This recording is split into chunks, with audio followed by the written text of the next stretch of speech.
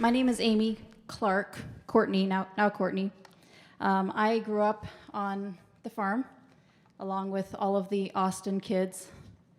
You saw my older brother Lucas a minute ago, and I was blessed and honored, really, well, to know your whole family, but yeah, David.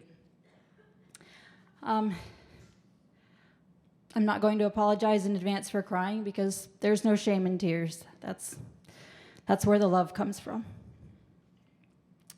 David Austin was a study in contrasts, a man of dichotomies, stereotypical of nothing. And this, I think, is what I love most about him. He was an intellectual and an adventurer, classically trained, but unafraid to tackle any blue-collar trade, equally game to perform in a tux on stage, or to perform the most undesirable jobs required of homestead life. He was patient, hardworking, and quiet, but also adventure-loving and brilliant, humorous, and undaunted by any obstacles life threw his way. Seriously, nothing threw him for a loop. Like anything that broke down, anything that stopped working, the stream flooding, he would just plug on and figure out a way to get around it. There were no frustrations, no cursing, just figure it out. Though he spent a lot of time in his own thoughts, he was somehow one of the least self-absorbed people that I know. When I reminisce, it's not so much about the words he said, because there weren't too many of those, but rather his quirks and mannerisms, his posture as he shuffled along quickly in his slippers. No, like this. The perfunctory smile of acknowledgement when he otherwise appeared completely absorbed in his own thoughts. I had more here too, but I'll leave it for the family to read instead of rambling on. The way he would engage you in conversation, asking how business was going, and then, when he was done, abruptly turn and walk away without social niceties, driven by whatever mission had now commandeered his brain. I can still hear his exclamation of laughter whenever something amused him. He loved a good play on words, as do I. I only knew him for the second half of his life, but I'm blessed that it was the entirety of mine. I wish I had been old enough at the time to participate in the Latin classes that he taught at the farm. But I wasn't, so now it's just me and Duolingo.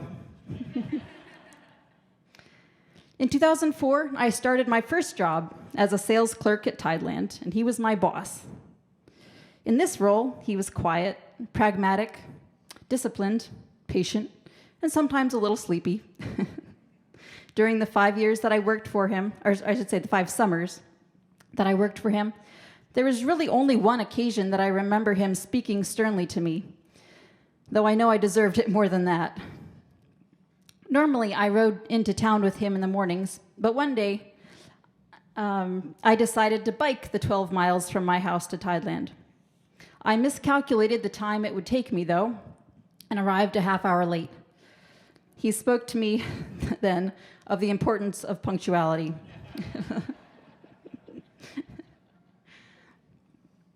Often, when driving home at the end of the day, he would partially recline his seat and pull his ball cap low over his eyes, looking for all the world as if one hemisphere of his brain was taking a nap while the other was driving. I wonder what the people passing us thought. Perhaps some of you out here are they. But at Tideland, it didn't matter what somebody came in for. If they needed their reel to be spooled with fishing line, or their rifle to be sighted in, or a hydraulic hose, he learned what had to be done, and he did it. And just nothing fazed him. Nothing was too hard for him. He found a way to do it.